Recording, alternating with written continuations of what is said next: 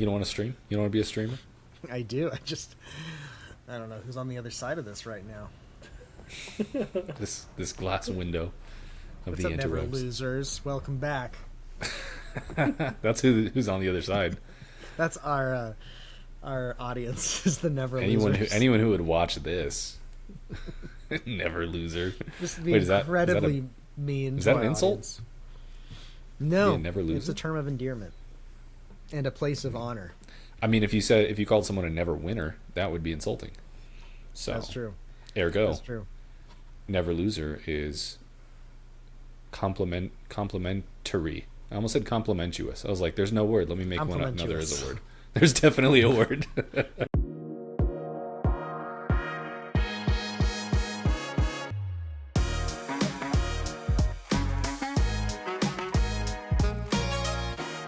What's going on, everybody? Welcome into Neverlag Gaming. How you guys doing?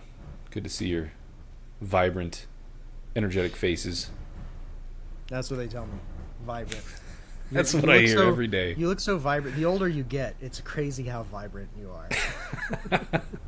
Yes, exactly. You don't look a day over 43. Such vibrancy for a man in his 40s. I'm in my 30s. Oh, okay. I know. Maybe We're not. go to the doctor or something. Are we getting to the point? I always tell people there's a point where you stop saying, when you're like 20 or whatever, and there's a point where you stop saying you're younger and you start saying you're older, so that people are like, oh, you look great for 70. Like, I think I'm hitting that point. we're getting close. I want to I like to tell people I'm like 48, 50, because then they're like, oh, you look pretty Like, good. what do you do? What's your secret? Because if I say I'm in my mid 30s, Well, I made a TikTok on my book account,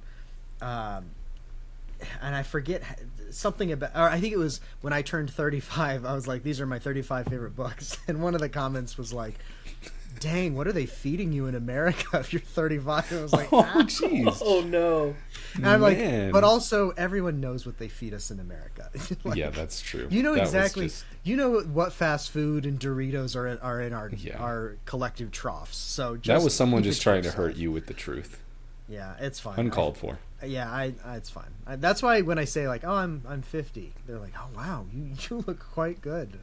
Yeah, All right, everyone. In the surprisingly comments, make Zach feel better. All right, let's Yeah, boost his thank self-esteem after that one. you. Yeah. We are here to talk about May and talk about the games that we played, and just have a good time. So let's jump into it. I know Zach's played a whole bunch of games. I had a few good ones. I was out of town for a decent chunk of May, but let's see. Let me think about where we should start here, because should I don't we- think there's a single game that all three of us played. Saros. You did play. Yeah, you did play Saros. Let's start with Saros, I don't know because if that's what Calvin's I'm quite most done with excited it. to talk about, anyways. Yeah, let's start on the same page before we diverge in opinions. Before we split into Yeah. literally everything else. So, Yeah. I loved Saros. I freaking loved Saros. I thought that it was kind of everything that I wanted from a sequel to Returnal. It met my expectations pretty much everywhere and exceeded them in several spots. With there are critiques that we'll get to, but high level thoughts are just I freaking love this game. There's not a shot it's not in my top 10 at the end of the year, maybe top 5. Really love this game. So what about you, Zach? I'm right there with you. I absolutely loved Saros. I was obsessed with it. I couldn't put the controller down. It's that type of game where I would be trying to like set it down to go do something else, because normally I'll try and play some video games and then like read a little bit before bed, and I just kept having the problem where it's like I couldn't put the controller down, and I would just play until I was past my bedtime. I didn't really get into Returnal back in the day, and I think that partially just had to do with I just was not in the right headspace for that type of game. So I don't have as much nostalgia for it. That being said, I still love this, and I think this is going to make me a convert to like the Housemarque formula. Also, like you said, I have a few critiques, but overall, so fun to play. Visually, so stunning. The environment designs are top tier. Some of the boss fights are really fun and like top tier, like visual boss designs and fairly challenging. The progression system is addicting. The soundtrack and the sound design is also top tier. It was great. It's definitely in the 9 out of 10 type territory. I also think it's going to be in my top 10, if not my top 5 for the year. And like I said, it's going to make me, at some point I'm going to go back and play Returnal because this was so good. I want to go experience like any other version of this that I can. Yeah. Yeah.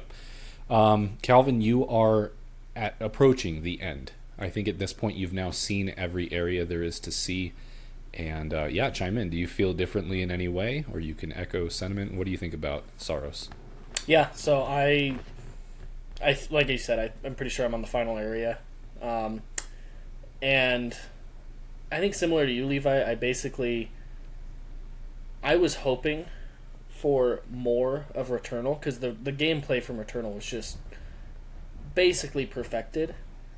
I just wanted more of that with maybe a story to care about. And the story we can talk about, but overall, this has over-delivered in every way. It's been so much more than just a slightly better Returnal to me. So cool. Yeah, it seems like no dissenting opinions here. I mean, it got great review scores.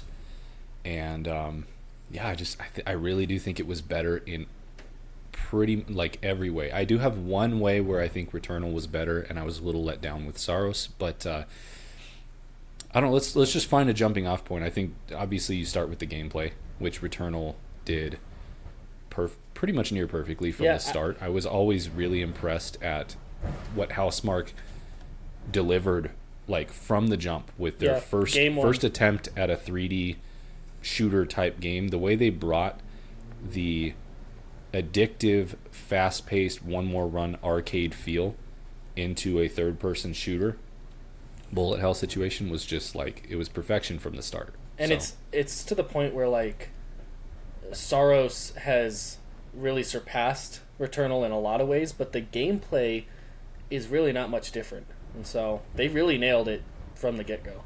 Agreed. Yeah, there really wasn't much to improve.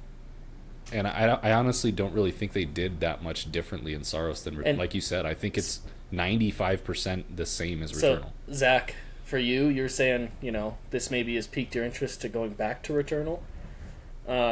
Yeah. Obviously, Returnal maybe is a step back in a lot of ways, but as far as the gameplay, you're just going to be going to more of this gameplay. So there's that perfect to look forward to at the very least. Yeah. I told Zach that doing it in this order, I do think it is a bit of a detriment. I think Saros is better in every way, as we've already said. Yeah. But I think if you view Returnal as like, I'm getting free DLC like that I never got to enjoy before, that's kind of what Returnal could feel like compared to Saros, is like this little DLC that you can play that's just some new biomes, some new weapons, some new boss fights, and that's really all you want from the game anyways. So yeah. One of the things that held me back at the time with Returnal was the roguelike nature of like, you have to complete the game in a single run, and obviously as you play the game you power up your character and you unlock some shortcuts and stuff that make it so that it's a somewhat manageable feat. But I had a 1-year-old at the time, and so getting like 1 to 2 hours uninterrupted was harder then than it is now, so I think that was part of it. But I was in a different place in gaming. That was like before I really got into Souls-like games. That was before I played FromSoft, Elden Ring. Yeah, that was a while ago. It was a while ago. You've grown so much in the last 5 years. I'm a different man. I'm closing in on 50. Closing in on 50. Closing in on 50, exactly. I have a new perspective. Almost have your senior discount. So things have changed a lot for you. Yeah, exactly. I will say, just to kind of piggyback off that, that they've clearly taken the criticism from Returnal and changed Saros, I think, unequivocally for the better. I don't know how they were able to do it, but it's kind of like they got to have their cake and eat it too, where this can play more like a linear shooter campaign, mostly. Like I would say 70 to 80%. You can kind of play this like a linear campaign, and I love it for that. You can, each time you reach a new biome, that's a checkpoint you can start from at any point.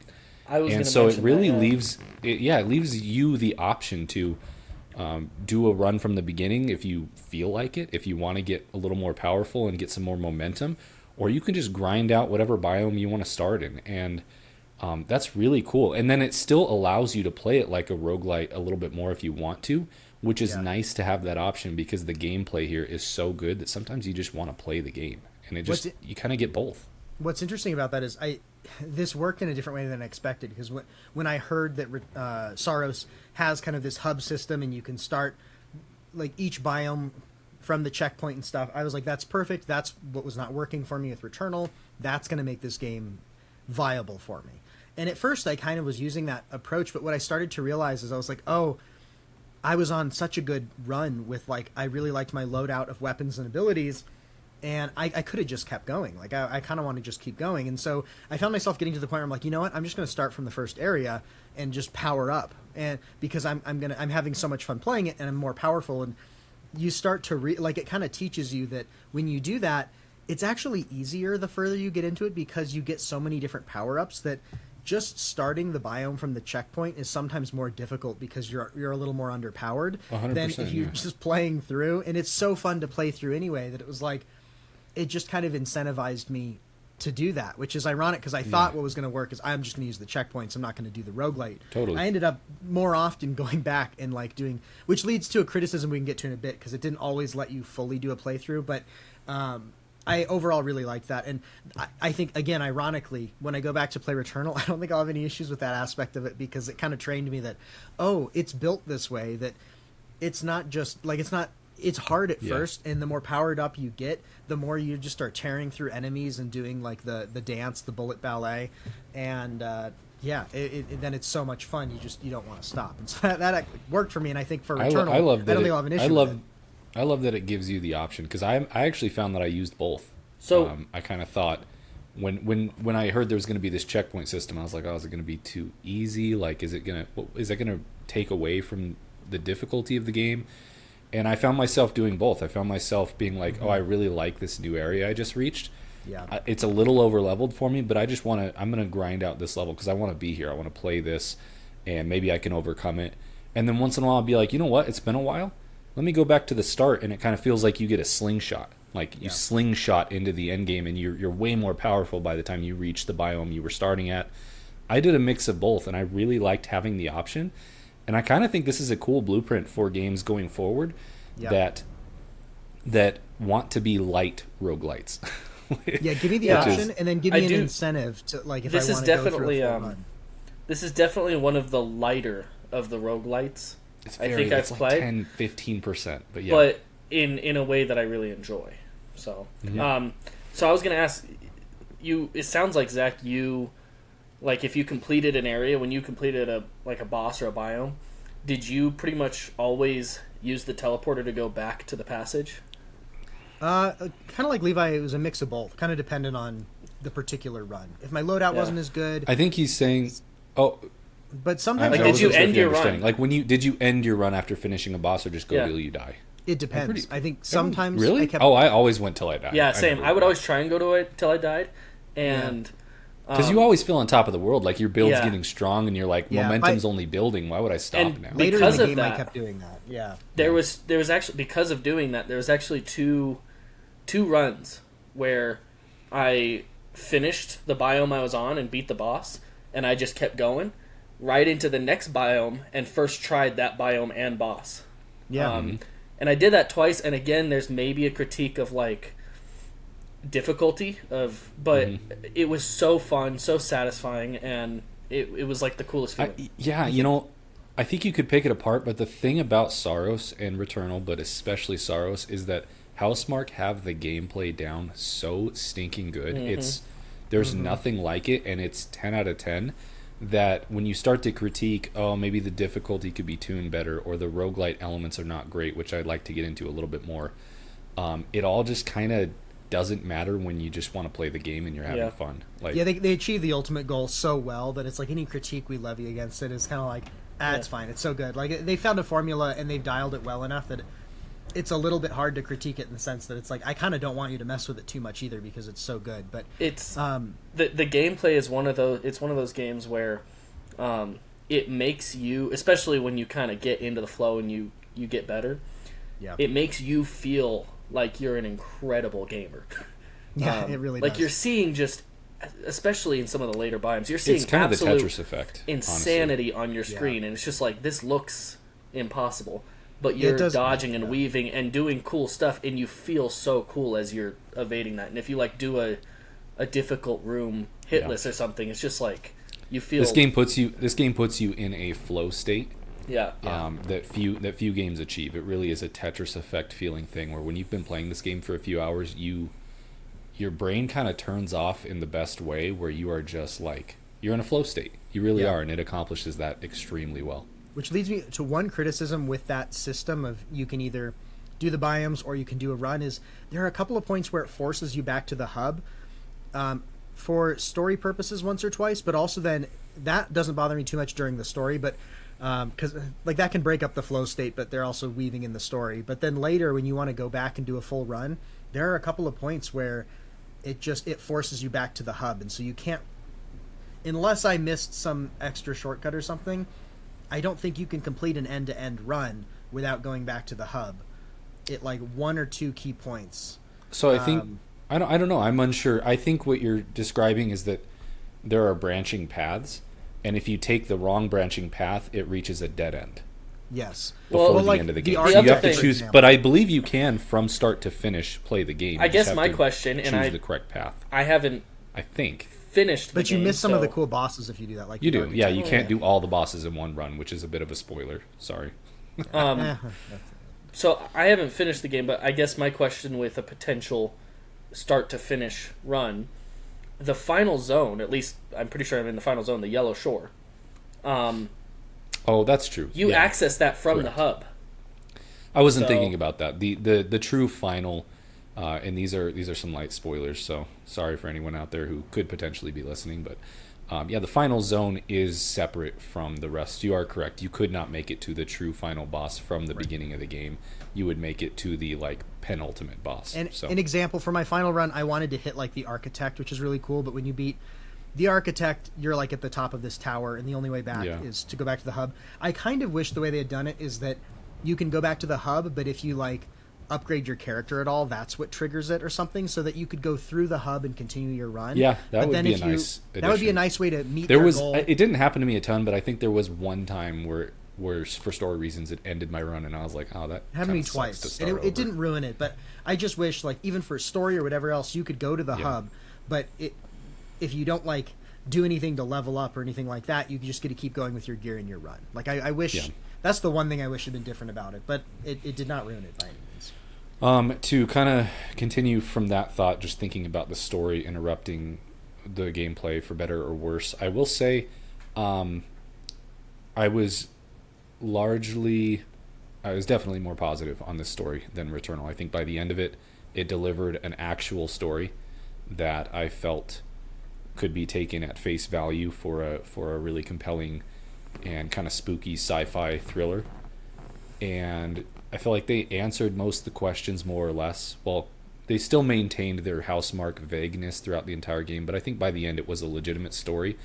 And also I was kind of impressed with I think the point in the game where I was like, oh, we're kind of doing something with this story is and some minor spoilers again, we're going to talk spoilers about Saros, but about the 30-40% mark, you kind of have this hub and you have these dinky little like people that you're interacting with that are kind of fine or whatever, but there comes a point where like everything hits the fan back at the hub, and the hub like fundamentally changes from that point forward, and the game becomes a little bit bigger and has some new intrigue, I would say, rather than just like the inner politics of your crew back at the hub. And that was the moment where I was like, oh, this game is kind of like evolving more than I expected from a story standpoint. So I don't know. I don't know if you guys have any thoughts on that, but that was a point where, because I was kind of getting tired and fatigued of going back to the hub and interacting with the NPCs there and just being like, I don't know how much I care about these guys and what's going on, and it's clear what's happening, but then it does fundamentally change at a certain point, and I was like, oh, I didn't expect them to actually evolve this. Yeah, I feel like that worked for me too, because I kind of was getting tired of some of the NPC interactions, because it's like I get the gist of what's going on, the facial animations aren't great, and the way you go through the dialogue was just a little boring. Like you just talk to them they give you a couple lines of dialogue, you listen, and you go about your day. I love the way that what was the guy drawing the sun picture? What was it? Do you remember his name? Stack. I love how Stack is like going insane and talking about so obviously, and they're just like, Oh, They're like, "Are you all right?" Oh, Stack, what's going on with Stack? He's being a little weird. He's being silly lately, and it's like, what? It's like so blatant. The sun bleeds eternal in my veins, yeah. and you're like, Yeah. oh, Sack didn't sleep too well, huh, guys? Silly Stack. And Some of that stuff was driving me What was really nuts, funny but about that is whatever. like the game starts off with one of their crew members like Yeah. being Yeah. driven Being insane insane by and, like, this them place killing and this entity, and they had to kill him because he'd like turned. So now you And clearly then they're have like, Stack Stack, turning, and Stack they're being like, Stack again, drawing like- pictures of the sun and speaking in code.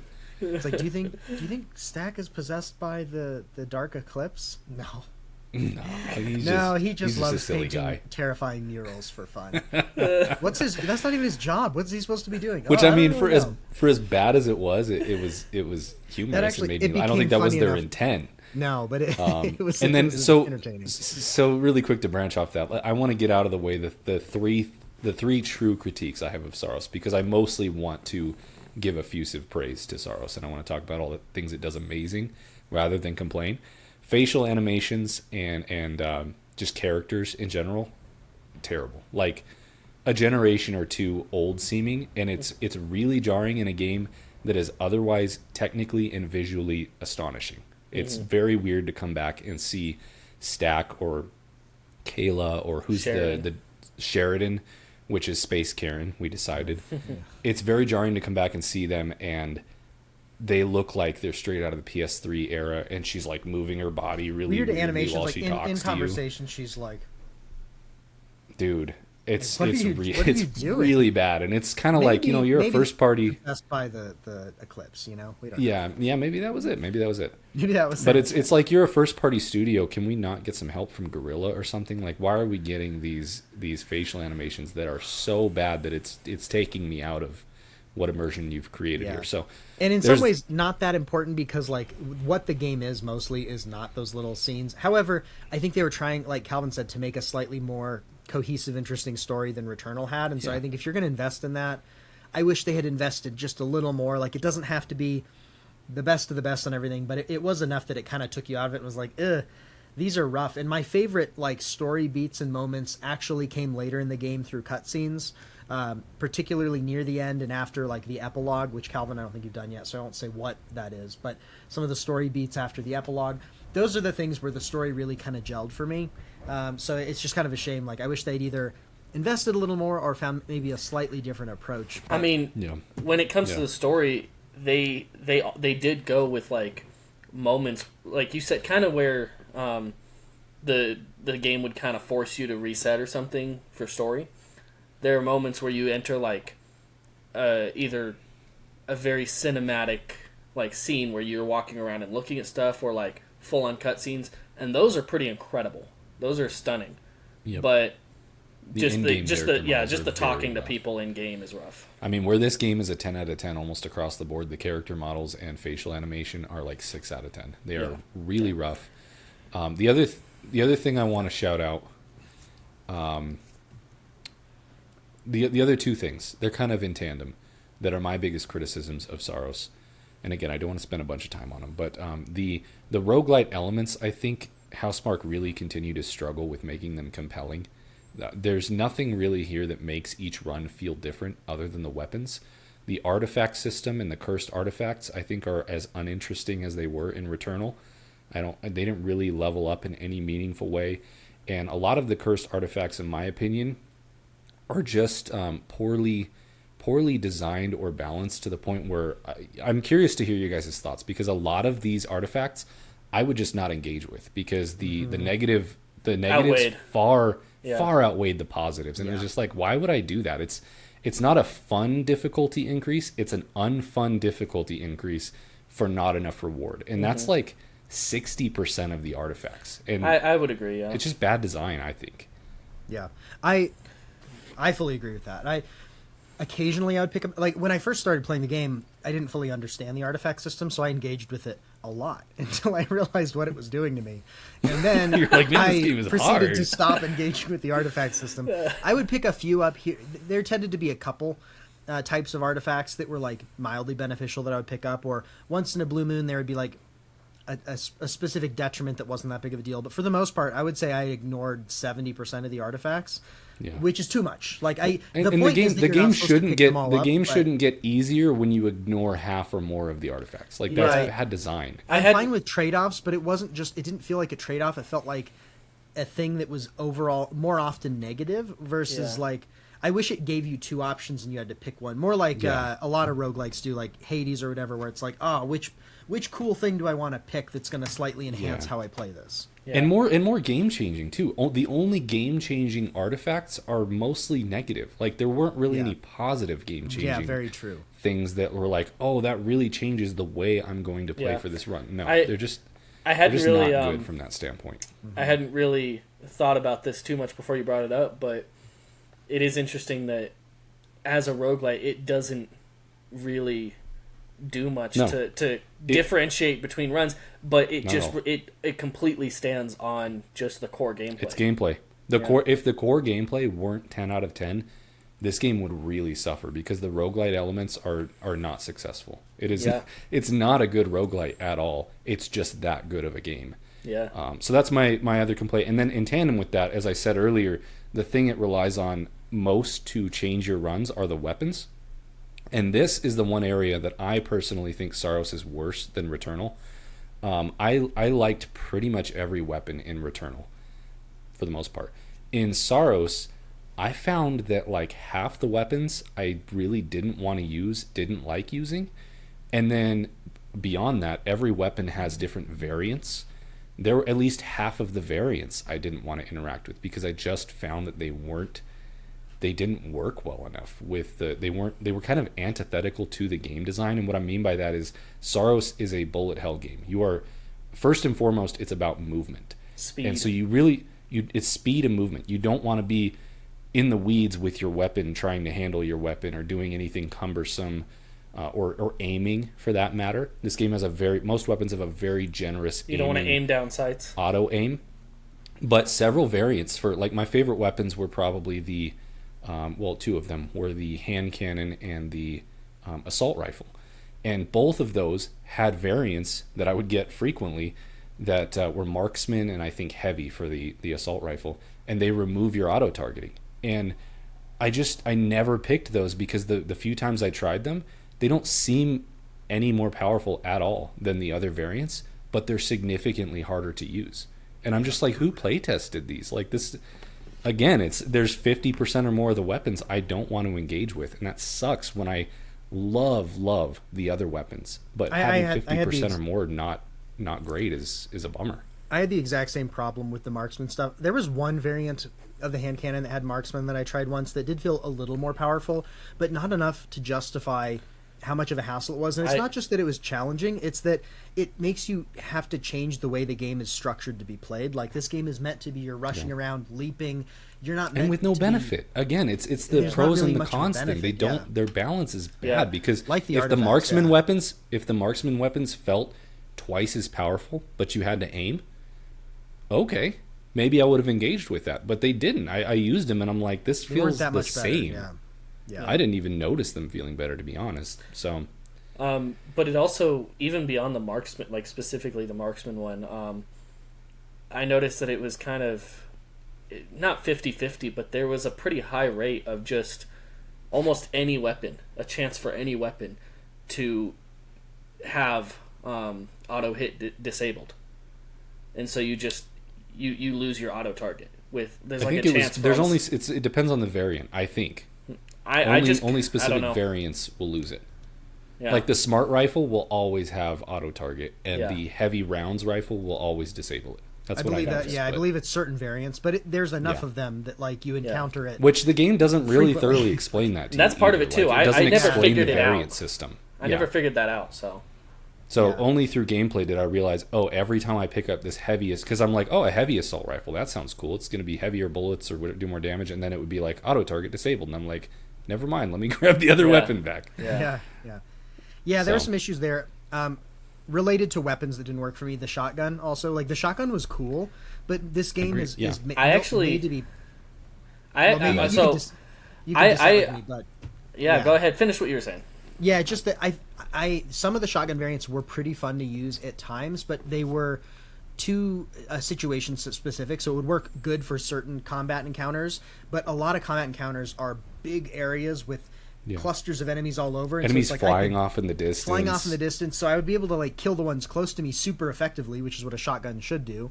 But then I would be like struggling with anything ranged. This game needs a more well-rounded weapon when you're playing it from start to finish. I wish the shotgun had like a limiting. Some of the weapons, if you like held down all the way or just partially, the mode shifted. I wish the shotgun had like a longer range rifle mode or something that made that more viable, because I partially liked the shotgun. It's just it felt like the level design did not enable. I do agree. Before you jump in, Cal, to jump off of that, I do think that's another thing where I think Returnal's was better. Returnal had the lob, whatever it was called. It was like a lob shotgun.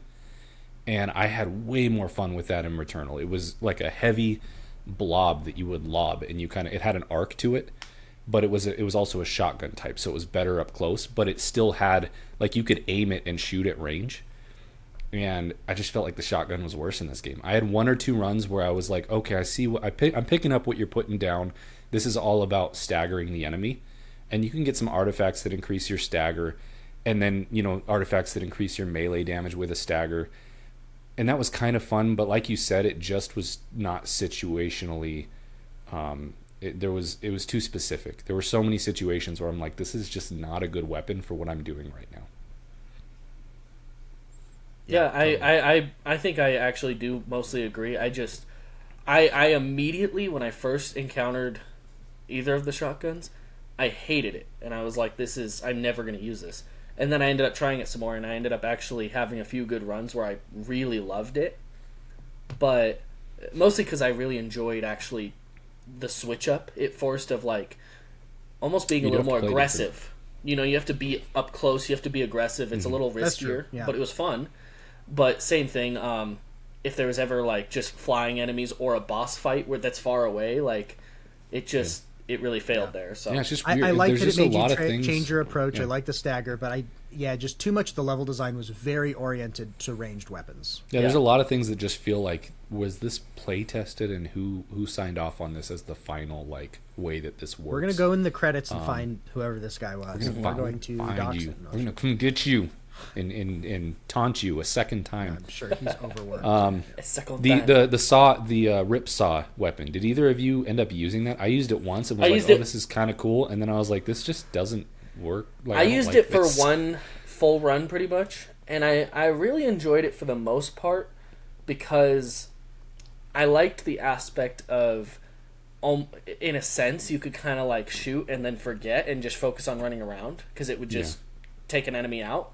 But then I didn't like the extra attention I had to give to focusing on when I got him back and where the... Yeah, it just felt like too much to manage in a game where I'm already managing so much movement-wise. I feel like I never figured out how to use it right. Like, I never got the learning curve. Conceptually, it's... And maybe it has a cool skill ceiling, but it's not intuitive to use. Because basically what I figured out is you have the two blades, and you can shoot them in, like... And one enemy, you can shoot them differently, whatever, and they'll stick. It depends on what variant you have, but yeah. Oh, the one I got, and it'll just take away their health until they're dead. That's the one I like. I like the one where you could stick it in them and then rev it. That was kind of fun. Or the other thing I found out is with that one, you'll stick and it'll stay there until they're dead. Or you can press L2 and it'll bring it back. Yeah. So it's just a skill ceiling thing. Yeah. But then there was another variant where like it was. The entire thing was predicated on like having them revolve around you, like circle you, in like so I guess in a shotgun way you're supposed to be up close and like run into enemies, and I'm like, no, why would I ever? No, that sounds horrible. Yeah, honestly, either of those variants for me when enemies are exploding projectiles around them. Yeah, exactly. Either of those variants felt to me like a weapon that would be cool as like a secondary weapon, where it's like I could switch to this. Pump like a disc or two. Yeah, set the effect and then go back. Switch back to my other weapon and run around and do stuff, and they just kind of do some work for me in the background. But it felt like I was just sitting there revving them, just kind of running around. Like it felt incomplete in the scope of the gameplay, but cool idea. And then last weapon to talk about is the repeater crossbow, which both had one of my favorite variants and again one of my least favorite variants. Like the variant that just auto shoots continuously, and then if you hold it down halfway, does the thing where it like shoots out of the enemies. and just creates this chaos of arrows everywhere. Super cool. Total blast to use. Fits the game. It works for this game. The other variant is the one where you have to like charge it and then release one. And if you miss, like it doesn't even like track very well. And I use that thing. I accidentally picked that thing up like 3 times because after the first time I did it, I'm like, I never want to use this. And every time, I almost died or did die because it's just so bad to use. Right. Well, and it's like most of the time Boggles you're fighting mind. 100 enemies at once, and so and you're like, let me charge up to this charge a one single arrow. shot that you miss half the time is just a death sentence. Because the same exact thing happened to me. Yeah. And just in running around having to charge and let go, and time Right, that and yeah. aim and it's just And like this move, makes no spatially. sense. Yeah. It definitely felt like half of the weapons just didn't work for what the game is, even Which though is conceptually crazy they're to interesting, say. and the Yeah. other half were a blast. So So there you go. Look forward to Returnal because I genuinely think the weapons in Returnal are en masse like better than this game. Although I will say, dude, when my smart assault rifle is clicking in Saros, there might be nothing more fun than running around with that assault rifle. Yeah. Like Yeah. one of the Yeah, best weapons I've ever used in a game. Yeah, It's just the it's highs really and lows are so. Yeah. There's a vast valley between them. So yeah, and it would lead to like a slightly inconsistent run quality sometimes, which was occasionally frustrating. But overall, the yeah. game was so good. Yeah. So, anyways, I do want to give the game its flowers before we get too long here, and also, move on from it. But the thing I really want, Saros does better than anything else, is the visual design. I thought, like, just the art team in art this direction. game is on par with Destiny at its best, and I see a lot of parallels to Destiny in the way that Destiny's art team has always been considered like near the peak of the industry in the way that they blend sci-fi and fantasy together and just create these visually stunning environments. It feels like Saros drew a lot of inspiration from Destiny and maybe Dark Souls, and what was the other one that we said, Cal? Control. Control. There's some Little Control. bit of Yeah. control. And they took all of these and just made some of the coolest sci-fi fantasy environments I've ever seen in a video game, and that translates over into the boss fights, which we can also talk about. But Yeah. between visual design and boss fights in this game, honestly, some of the best I've ever seen in a video game in both categories. And if I were making a top 20 list of biomes or areas or top 20 list of bosses, Saros would have these would have to be in the discussion. Yeah, I agree. Specifically, to name one specifically, Cathedral is one of the coolest video game areas I think I've. Cathedral. And so Destiny, Explored. but also Control. Yeah. Like just Yeah. Just the visual design of it, and then also the mechanic of like going down a path and then flipping up to the ceiling and coming back was so cool. yeah. The logistics of that, I kept looking at it being like, oh, that's like whoever designed that's really well made because it's Yeah. you literally are flipping upside down in that environment Yeah. Yeah. and making your way back. Yeah. So So they had to design it that way. Yeah. they had to design it that way. It was very cool. To shout out 2 specific like some of the most peak visual moments in this game. One is a little call out, but it's the little like challenge areas you can go into in any biome The to like get a res the back. Nightmare Frontier things. Yeah, I Yeah. forget what they're called, Yeah. but like there are these portals you can go into. The Yeah. portal in the cathedral when you're upside down is so freaking cool. I don't know if you guys like took a minute to see that, but it's like the king on his throne, and then the portal, and it's like upside down, and it's one of the coolest visual things ever. I just thought that was so Yeah. freaking cool.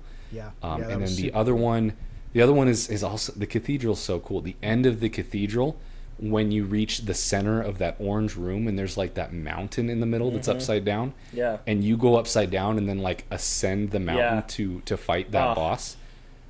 Just so freaking cool. Like again, Yeah. on par with or better than anything Destiny's ever done. Like it's just 11 out of 10. Amazing visual design, level design. And I told you this, Cal, but I love the way that they set up the game from point A to point Z.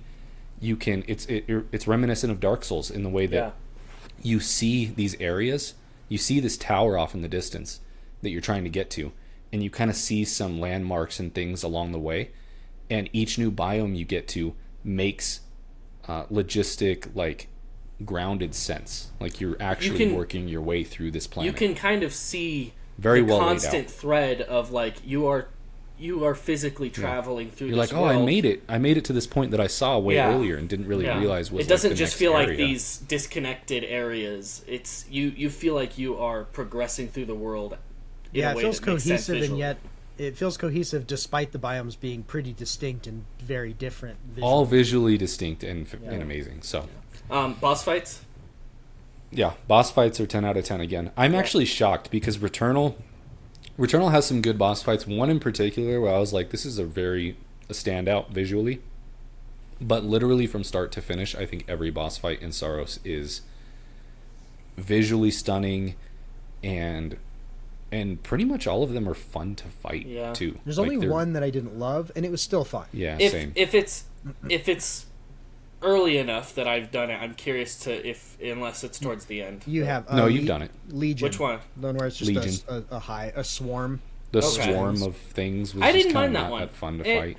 It wasn't a standout to me. It wasn't bad, but it wasn't like when the rest are like incredible. That's true. That one was kind of like yeah, I mean the baseline's good because none of the boss fights are bad. It was just kind of forgettable. And then on the flip side, I mean, pretty obviously they're clearly designed to be, but the really major ones, once you like, especially Architect, Shepherd, and Priestess. Architect is one of those, like you said, one of those video game moments where you're like, holy crap.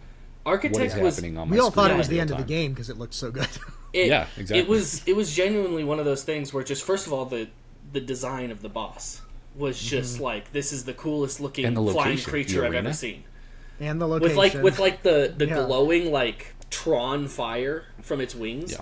I would love to hop back in and just fight that boss. And then the moment they need to add a boss rush mode to this game. If they don't, that'll be tragic. And then like you said, just one of those moments where you're just like, how is this possible? Because there are moments where like the boss was flying and turning like right in front of the sun, and just like it's visually was one of the coolest things I've ever seen. Masterpiece level. So Shepherd. I mean, just Shepherd, was Shepherd's amazing. great. And then obviously the final two bosses. You haven't gotten to the final one, but the final two bosses, also visual spectacles.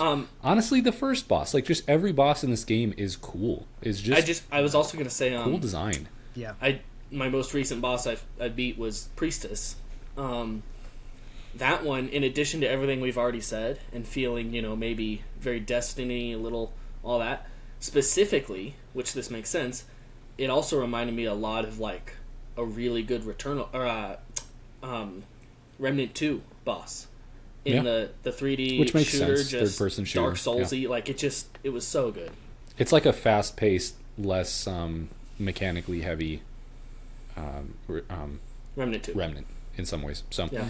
I mean, for me, my closing thoughts on this are just shout out to Housemarque, I think, for making a great game from top to bottom, but specifically the performance of this game. Yeah. It is visually stunning, high resolution. So smooth. Runs incredibly smooth, no hiccups. My complaint with Returnal was that it ran smooth, but it was very blurry. There was a lot of dynamic resolution going on. This game looks and runs amazingly at launch, and that is worth shouting out in 2026 because it's just incredible what they've put together from a technical performance standpoint. And then the last thing, sorry Cal, you can finish after this, but is the scope. The scope really impressed me in this game. I like you briefly mentioned. I don't know about you, Calvin, but I think we both kind of thought that by the Architect, I thought that was probably the end. I was like, oh, this is the end, and there might be some other things to clean up and go back through and do another run or something. But I thought, oh, this is about, I wish there was more, but it makes sense that this is the end. That was like the 60% mark, probably. Yeah. This game went so much further than I thought. It had the and then even had a one more area. And so just the scope of this game, the amount of regions and boss fights really blew me away. I'm really impressed at the clear, defined level up that this is from Returnal. Yeah. The only thing I was going to say, what you were talking about earlier, just I feel like the climate right now of like consoles too.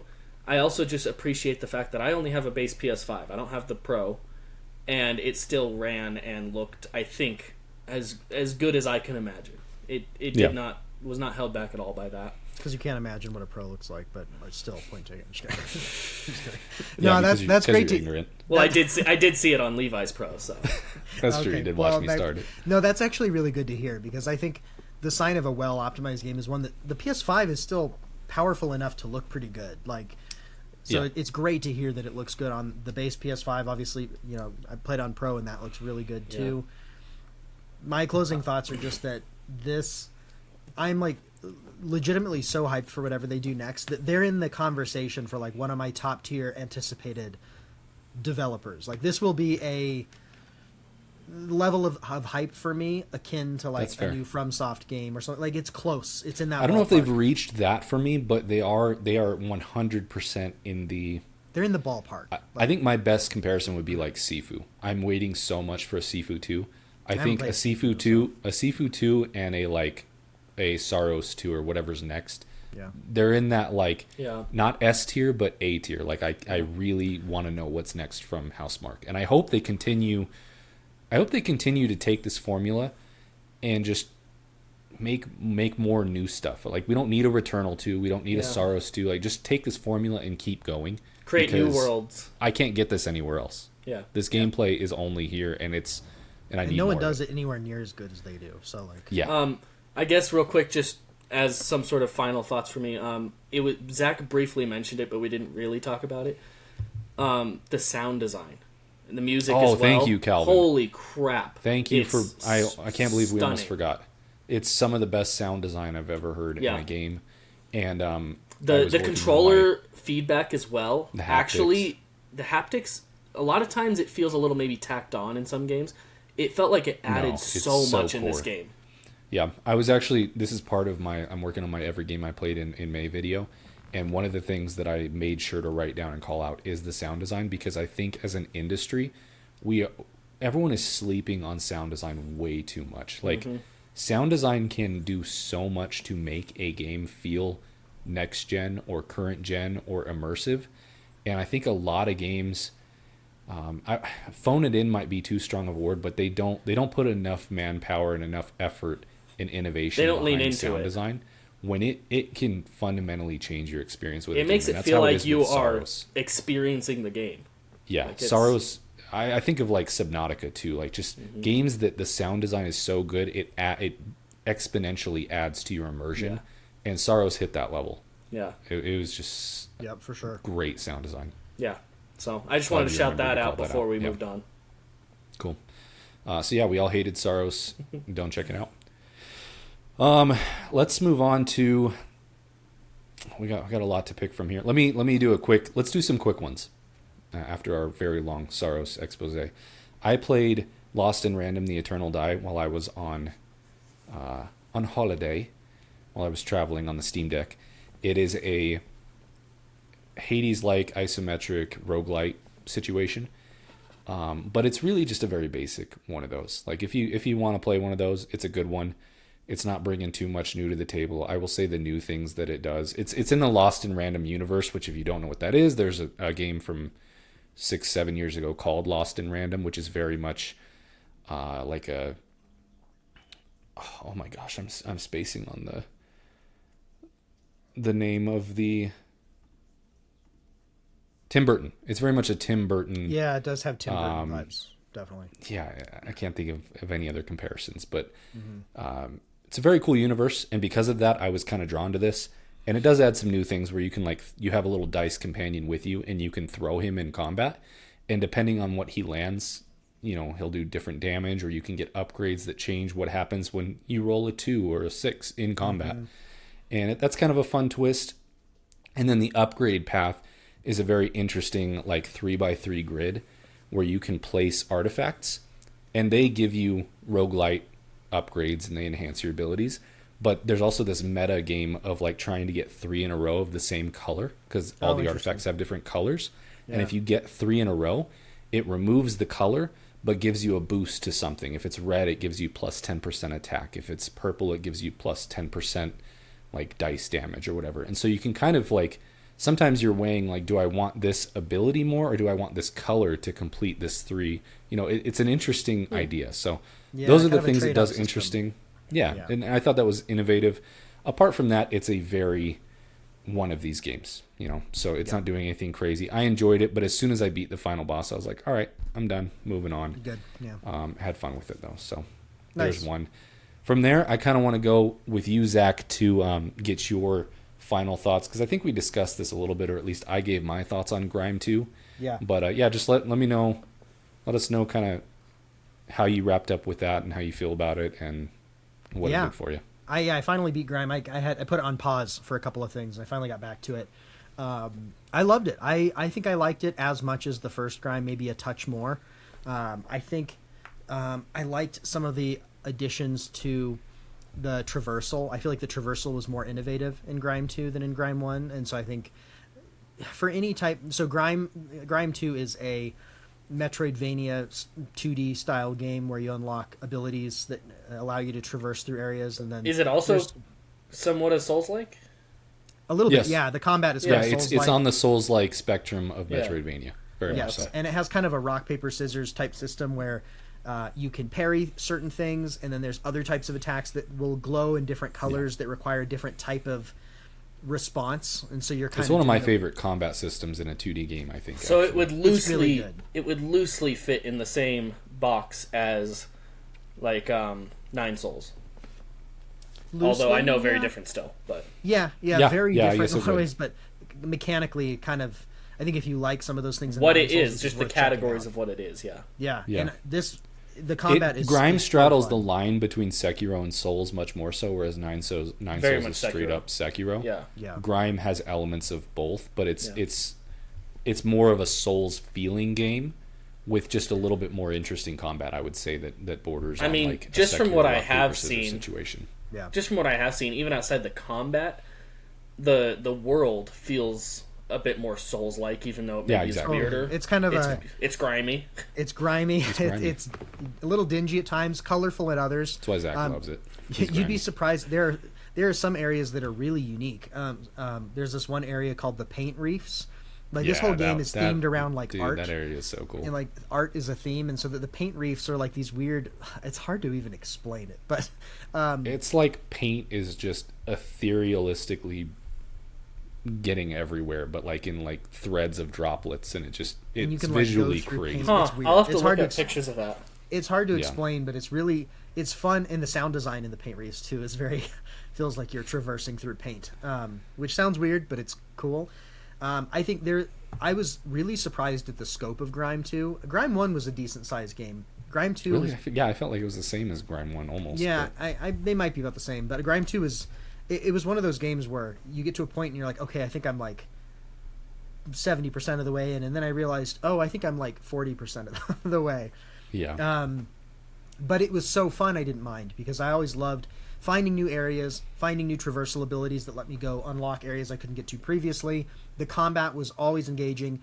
So many cool boss fights. A few of the boss fight designs maybe blend together a little bit, but overall there was some pretty unique boss fights that like I can still distinctly remember and that were a blast to like master and finally beat.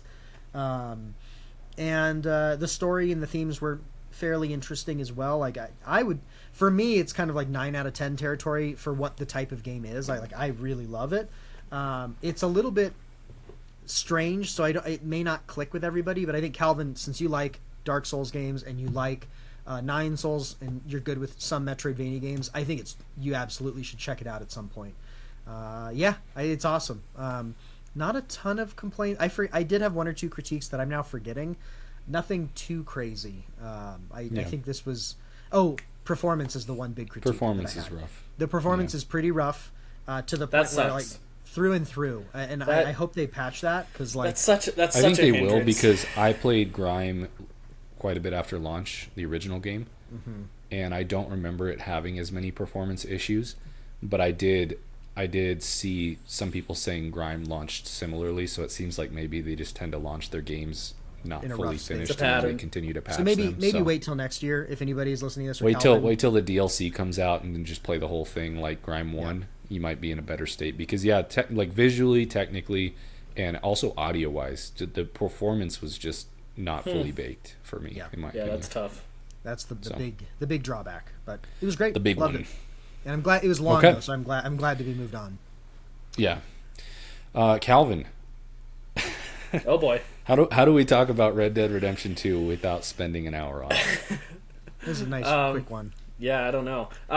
First of all, I do want to say, I talked about before how, compared to Zach at least, I haven't been playing such a crazy amount of games this year. A little Except for more. when you lost a week to Red Dead. Yeah, but somehow, in the month of May, I was gone on vacation for 2 weeks and still managed to fully complete the story of Red Dead 2 and almost beat Saros.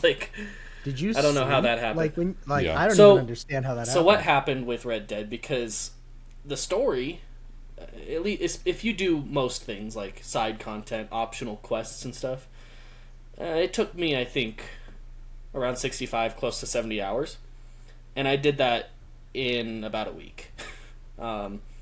Because I think Yeah, that's I crazy. started working it. around the clock. Yeah. I started it up at your place, Levi, and I only got a few hours in, and literally by the next week I was done. So, Yeah. you kind of mentioned it with, I think with Saros, Zach, how you kind of you didn't want to put the controller down. I felt that way with Red Dead, in a way I'm not sure I've ever experienced with any other game. I genuinely, I couldn't stop. I would play for so long. I would play into the early morning, which I haven't done in so long. It was a ruin your life type of game. I would literally I would stay up till the morning playing the game, get an hour of sleep, and just suffer the next day, and then do it again. And I just did that for a week until I was done. Destructive in the best way. I mean, Yeah. that kind of tells you how good the game is. and so I guess what I'll start with is obviously Red Dead is one of those games I think everyone knows about, Red Dead 2 specifically, and I've known about it forever. It's been on my backlog, and it's one of those looming games where it's just it's so big, it's everyone's favorite game. Mm-hmm. And so it had high expectations, and in short, it lived up to them. I could not stop playing it. So In short, game's good. Game's good, as they say. yeah. I'm planning to play it later this year, so you've only further heightened the expectations. Yeah, Because I'm one of yeah. the few people Yeah. who still And hasn't it gotten will around still to it meet either. them. We'll The other see. so I'm a critic, Levi.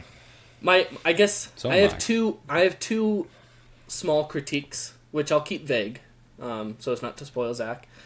One is the story is incredible. People say it's one of the best stories, and it really is. One of my slight nitpicks with the story is there are times where things almost feel like they get a little bit too bombastic for how down to earth and real the story and characters feel. And that may Yeah. just be personal to me. So that was one of my slight critiques. I could see that. Okay. Yeah. And the other, I feel like I might just have to skip. There's no way to really talk about it without spoiling.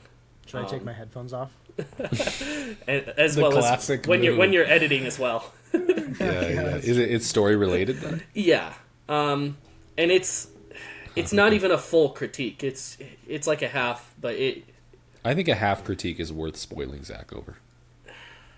How big of a half? so I'm what just I'll say kidding. what I'll say is this. I can say this. I feel like Obviously a joke. this is a It very just spoils very it. As long as it's a quarter of a critique, Yeah. I think it's worth it. I don't think this is too much of a spoiler at all. There is the game's broken up into chapters. There is an epilogue. I have slight critiques regarding the epilogue. That's fair. Okay. So, but I actually, you know what? I haven't played Red Dead in a long time, so I'm not.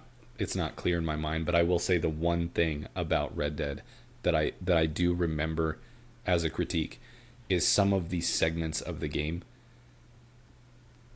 the pacing and the being like, why am I here for this long in this chapter when I don't really want to be here? I want to be where I was. You know, there are some pacing issues, but again, So- it's transcendently a great game. So, But I mean, Levi, you can maybe chime in whenever you want because you've played the game, but I know it's been a while. But like I said, story is incredible. The writing the dialogue. When you started the game over here, I forgot how funny the game is. It's hilarious. It is so well written and Through funny. and through. We were cracking up at the first like hour or two of the game. Arthur and Dutch are hilarious. There are some real I have played enough to agree with some that. I played the lines in first it, some like, bars. 2 hours. I mean, or these something. characters be dropping bars sometimes, man. Yeah. It's crazy. Yeah. Well, I'm excited. I'm That's excited fine. to return to it. You've later you've this you've year. played the Lenny part, I think. I have. I have. He's legendarily played the Lenny part. Yeah. No one's played the Lenny part as well as Zach. That's To be true. honest. That's true. So yeah, story is just incredible. The characters and the writing are. I've decided pretty, like, confidently that Arthur Morgan is my favorite video game character ever, Wow. easily. I don't know if you. Yeah. I mean, Yeah. I can see it. Yeah, I don't have a. Trying to think of who comes I to know, mind that's the immediately, thing, but but- like, yeah, Arthur is. He's I'll one have of to the see how I best. feel because He's- I'm playing Witcher right now, and Geralt of Rivia might be my favorite video game character. At the, Well, we'll like, see if Arthur he might take the competes. And I haven't played that game, don't know if I but can handle Geralt is one who would come to mind as I think people feel that way about Geralt. Arthur's just. From what I I've heard don't on think the internet, Geralt isn't funny, is he? Geralt is funny in Really? a very dry way. Yeah. Arthur Okay, is all right, fair hilarious. Arthur's Yeah, Geralt's very pretty. funny, Geralt's man. actually pretty funny. So yeah, I was Arthur expecting, cracks me up like, all I the knew the time. game looked good. Oh, that's the other thing. I was really worried about playing it on PlayStation. Yeah. Because it's only at 30. That's why you put it off. Yeah, it's why I put it off. And come to find out, at least on PS5, like, it is still at It's 30, the but best it's a 30. very It's smooth the best 30. 30 FPS you've ever seen. I watched him play it, and I'm a stickler, and I was like, "That's." I know you. could play You that. convinced me to download it because it's on. I hardly Game Pass, noticed. Whatever. Yeah. I decided to do it on the TV because I just want ease of use and like it's Yeah. the type of game I want to just drop in, sit on a comfy It's chair. And, it's You want it is immersion. it as is a well. modern it's truly a modern marvel. Yeah. What Rockstar were able to do on the PS4. Like it is. It makes still looks me- better than most games that release. It is now. Like, still- I think of 007, which just released on the PS5. Dude, Red Dead Redemption 2 on the PS4 looks 5 times better than 007. Like it's just how did they do it? I don't know. I do think Every time that- I was watching Calvin, and I'm just like backseat watching him and being like, how does it look like that still? Like it's just there are insane. other games that are more stylized, and I think of like something like Rift Apart or even Saros. Saros is much more fantasy and a little stylized, and it looks like one of the most stunning games ever.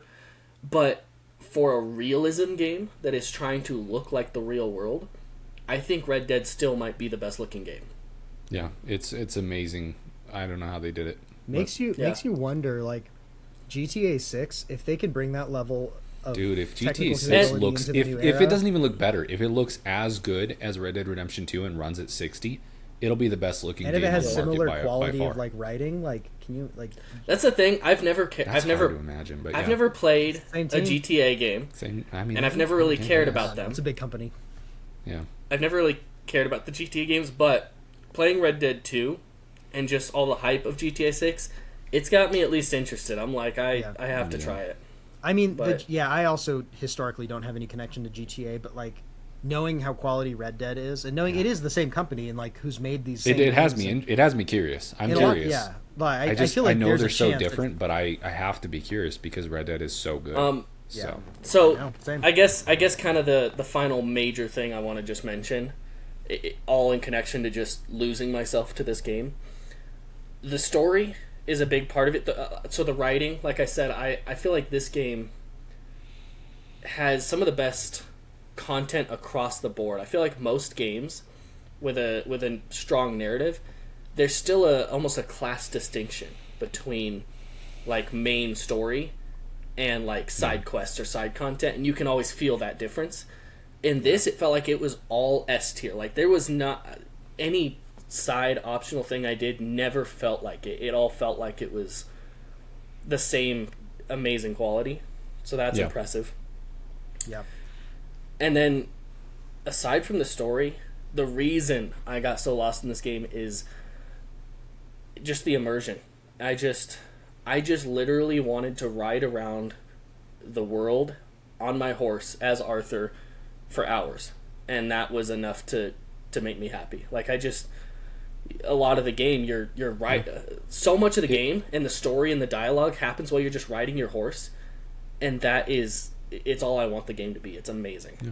It's one of those worlds that's so immersive and does what it does so well that it's that Breath of the Wild thing where like you just want to be in the world, and you'll just want to go back and just kind of like mess around, not really do anything important, but just kind of ride around and do find something stumbles across your path and do it. Like it's that kind of game. I still have I think I still have some recency bias playing in here, but I think Red Dead might be my favorite game in that sense. The world that I just want to be in the most, even over Breath of the Wild or Tears of the Kingdom, I think it is my favorite world in that sense. So crazy. That is talking crazy. High praise, and I'm excited to see how I'm sure cool. I'm not going to be too far off base from your. So yeah. I mean, we'll get to talk about this one more. We'll get to talk about this 2 more times because Zach has to play it and talk about it, and then we're going to do our top 50 video games next year. Yeah. So I mean, in that 12-hour conversation, we'll get to it a little bit. Yeah. I'm sure it'll be somewhere on that list. Kingdom Hearts is shaking in its baby seal leather boots. Specific spoilers for this, but also, I think I've already mentioned this, without saying where, Red Dead 2 has certainly broken into my top 20, without a doubt. I'm not surprised. I don't know who you are if you can play Red Dead to credits and it's not in your top 20 video games of all time. Like I actually don't know what person that is. Yeah. I don't know how that's possible. So hopefully it's in my top 20. I do. Zach might not be. Zach frequently defies all physics and logic, so who knows? Sometimes, yeah. Look at that thing lumbering around. That's often how I describe Zach. Look at that thing lumbering around. It defies all logic and reason. It looks pretty good for 60.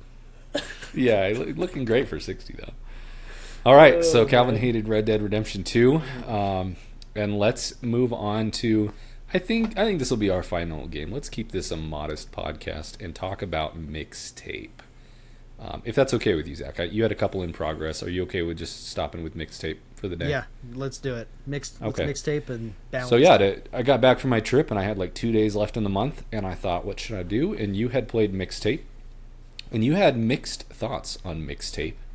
Mixed on Mixtape is what I was saying. Mixed on Mixtape was the title of Zach's little novella. If I had a published review somewhere, that's what it would be. Mixed on. So yeah, I mean, I go ahead and get into it. I'll interject and share my thoughts. Mixtape is a very story-driven, minimal gameplay type of game. Yeah. It's really channeling vibes. It's really heavily channeling music and trying to set an atmosphere and take you on a journey with some really light gameplay elements, basically. Yeah. So you play as Stacy Rockford, and you have a group of teenage friends. Stacy Rockford, Van Slater,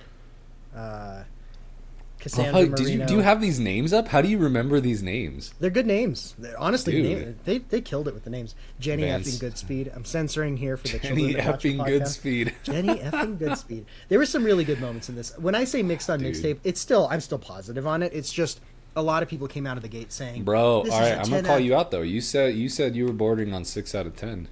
No, I said 7 out of 10.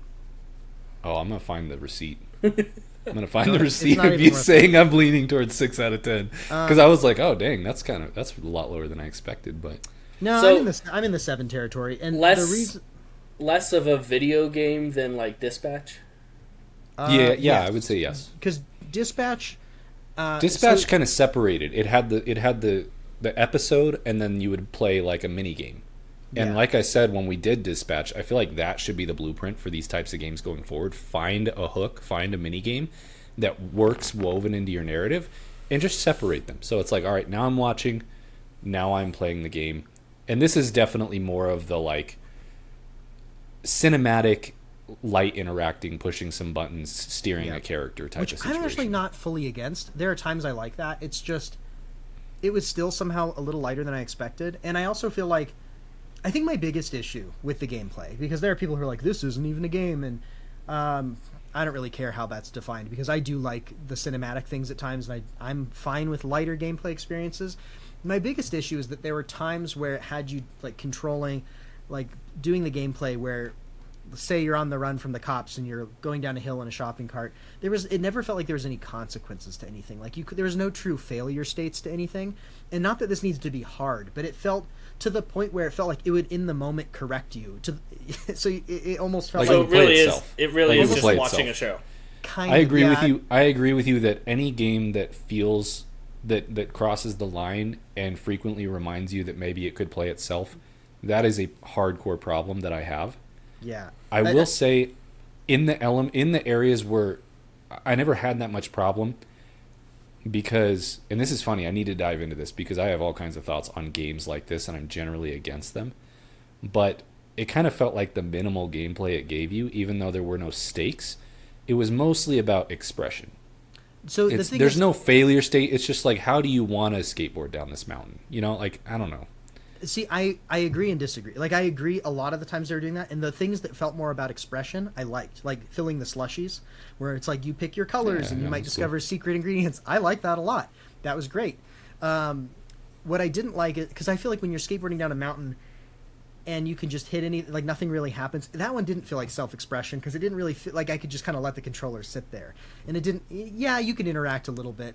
That's fair. I just wish there, and I'm not even asking for much. I just wish they had put a little bit more into that, in some of these other like experiences. Yeah. Another one and you know what? It's so funny. It's hard. It's so weird for me to find myself on the devil's advocate, the other side. I know from you, it's weird that we're because on this.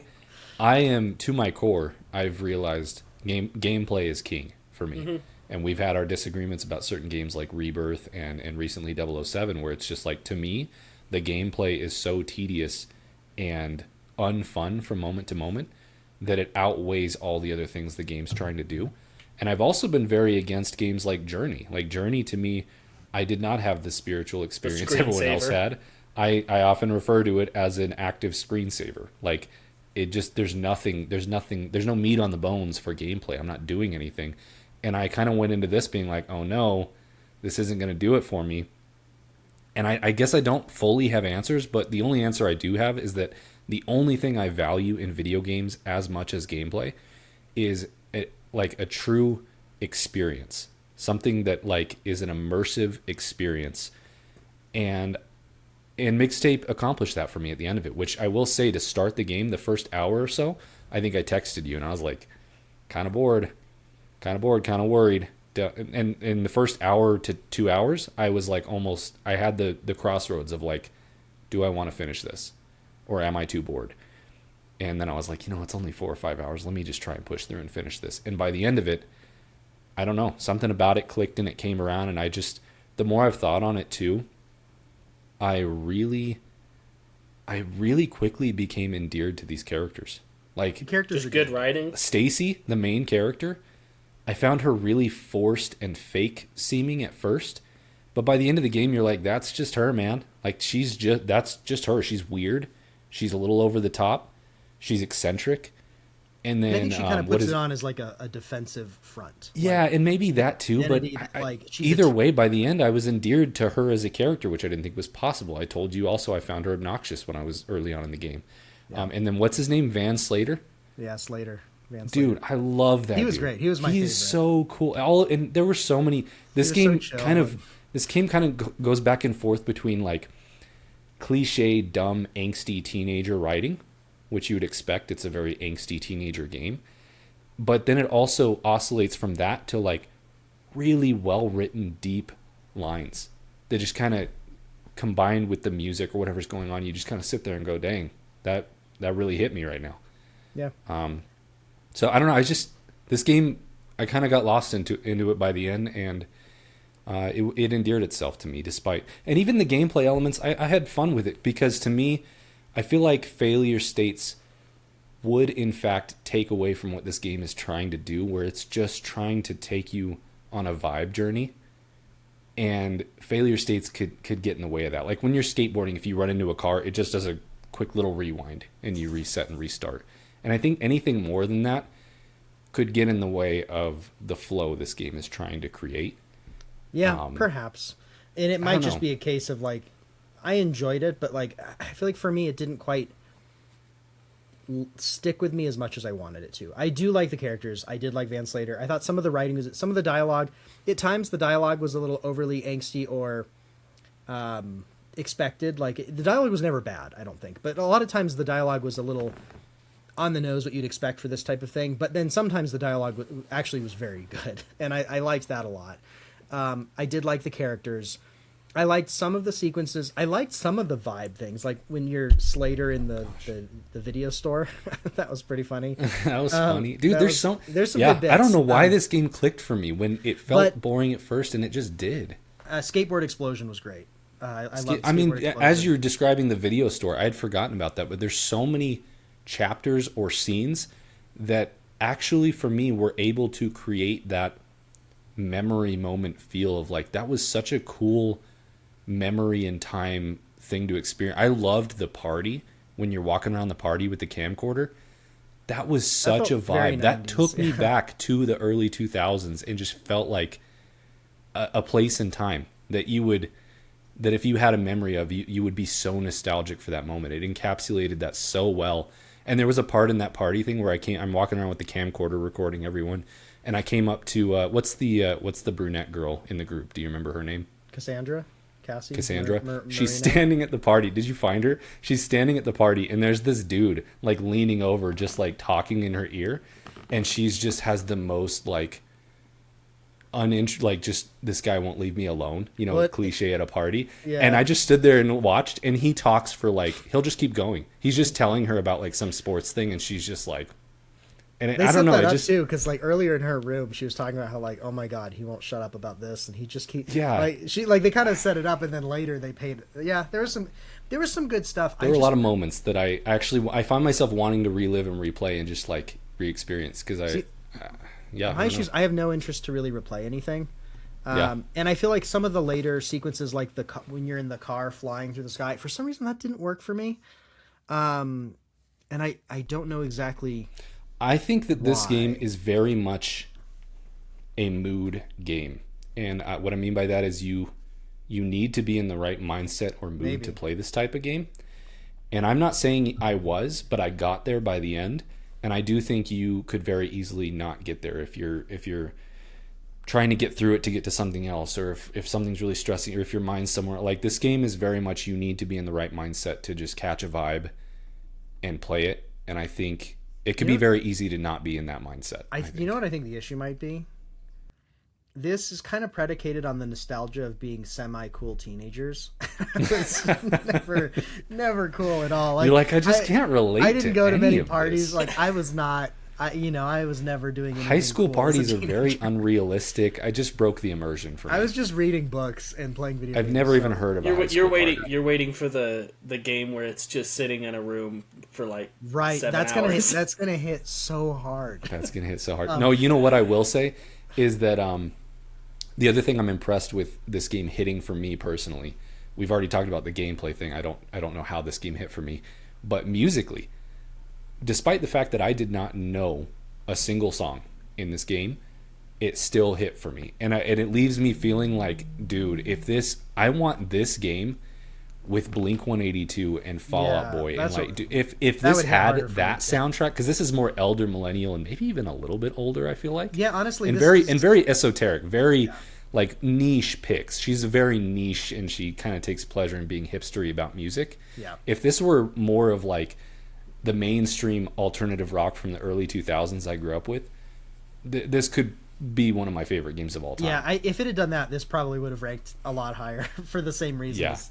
Yeah, I think this is kind of like late Gen X to very elder, like millennial born in like the early 80s. Because I think this takes place in like the late 90s, and they're 17 or something. So they were born in the early 80s, which is as old as I appear to look. I was born in 91. So like this actually was a little before my time as a teenager. So I don't want to, like, I definitely don't hate on it. I liked it, I'd give it a 7-ish for me, for my enjoyment level. Like, I think the animation quality is great. Like I said, the dialogue was frequently really good. I kind of wish the story had a little something else to it for me. Like, it in some ways it was exactly what I expected, but the vibes were definitely there. I liked some of the mini games were like the slushies or Van in the Slater in the VHS store. Like there was some skateboard explosion. There are a few key scenes that will stick with me. But I also, it's not a game I've thought about a whole lot since I finished it. I think that some might just be some personal things. I think it's totally, it's one of those games that is going to be divisive in that way. And normally I'm on the other side of the fence, but for some reason, that we're a little, again, I still liked this. I feel like it's easy to turn. Yeah, Zach hated it, and I thought it was a piece of art. So. Yeah. So I feel like I'm just a point or two behind you on my rating, maybe. Yeah, I don't know where I'd rank it. It's really tough as a game because, again, it really is. It's straddling that line between a video game and not a video game. But I didn't find myself being like. I think the thing too I appreciate about this game is though it straddles that line, a lot of times the frustration I have with games that are doing that is that they get in the way and annoy me with the game elements. I'm like, pick one or the other, but don't annoy me with the game elements. And this one never does that. It's very light. It never is intrusive, or I never felt like something was overly tedious. I'd agree with that. There are elements you can, the things we always hate in these games is, I'm walking around and interacting with everything. You can do that in this game, but when I was bored, it tells you what the next thing is that actually progresses the story. Just mainline it, and I did that, and I never felt annoyed by the gameplay in this game. So yeah, I would agree with Van that. Van Slater's an all-timer Slater's for great. me. I really did love Slater, and I did love the bit about Jenny effing Goodspeed, and I loved that like you'd meet her and she was like not that bad.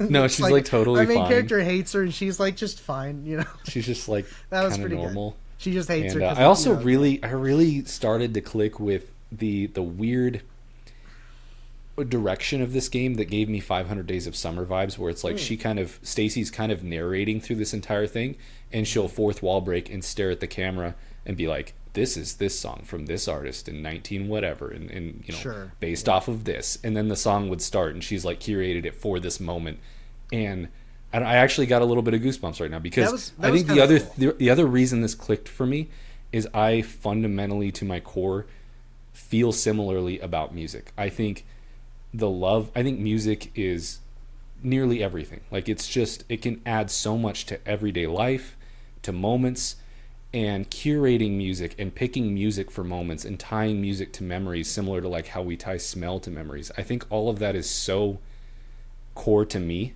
and what I believe about music.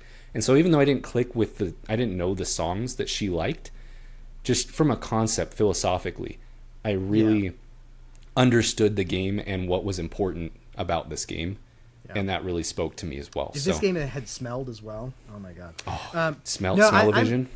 I'm with you. I think that's why had it been that's next gen music that we PS6 the dual smell-o-vision, the dual sense, the dual it'll only cost $3,000. The dual smell. I think had it been music that connected personally, it would have hit harder for that reason. But conceptually, I'm with you, and I did like the whole concept. She always has her headphones on, and so it's like it kind of in-game explains that the reason these soundtracks hit at the right time is because she literally is curating these for her life, and so it's like narratively there's actually a reason why it's not just like a shtick of the game, like it actually kind of fits her character, which that was cool. You know what? I'll bump it up to an 8. There we go. It's a 10 out of 10. 8 out of 10. Don't 7.7 out of 10.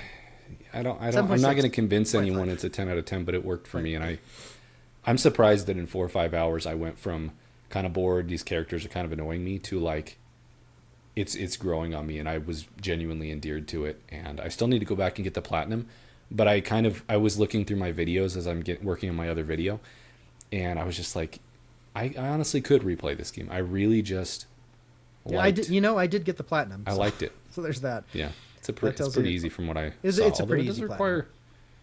Although to my one gripe, there is one level where you're like floating through the city, and there's these inflatable pigs, and if you hit 3 of the pigs, you get a trophy. And if you just let that level play, like you don't touch the controller once through the entire level, she'll hit all 3 pigs on her own, and you get the trophy. So way to make me not feel good. I got that trophy first try while trying. Actually, it's funny, that level at first I was trying to avoid everything, and then I was like, wait, maybe it's more fun to run into literally everything, and that's what I started doing. And it's kind of, I was like, oh, okay, I'm kind of picking what, because it's like everything goes flying and it's is more visually cool that way. And I was like, oh, that was a neat little like unspoken gameplay twist where it's like at first I'm trying to do something and then I try to do the opposite and it's better. Anyways, I don't know what I'd give it. I feel like for me, 8.5 out of 10. 8.5, 9 out of 10. I'm surprised. I really liked it. Dang. So there you go. Everyone loves this. I liked it enough. I would still recommend it. So yeah, I'm surprised it got the scores it got. I thought it would be more divisive than that, but man, the first week it was at like 94, and it's on my fantasy. No, dude. At first I was like, you got to be kidding me. It's now at an 87, which feels honestly an 87. Closer to right. Yeah. Okay. So I will say I'm curious what they do next. Dude, they're clearly a very creative version of this game. Yeah, I would love if they do another one from the 2000s era. Like a angsty teenage but like on the beach surfer storyline with some Blink 182. You're with your friends in SoCal. Some Sugar Ray. Oh, dude, throwing a Sugar Ray song, surfing. Yep. I might not be able to recover from that game. Okay. Then you're just watching Surf's Up. Then I'm yeah, that's why I love Surf's Up so much, man. Yeah, oh my gosh. That would be a 10 out of 10, I think. There you have it. That was our May in video games. Quite diverse. What a diverse lineup we bring to the table. Look how well-rounded we are. I didn't do anything but play video games for this past month, but look how well-rounded my selection is. Keep it up, Zach. And balanced. Keep it up. I like the cut of your jib. I like what you're doing these days. We'll be back. Please look forward to it. We will be back to talk about June, Nintendo. When June is over. How do I stop this? Please look forward to it. Where is the stop? They changed the layout of I can't stop the podcast!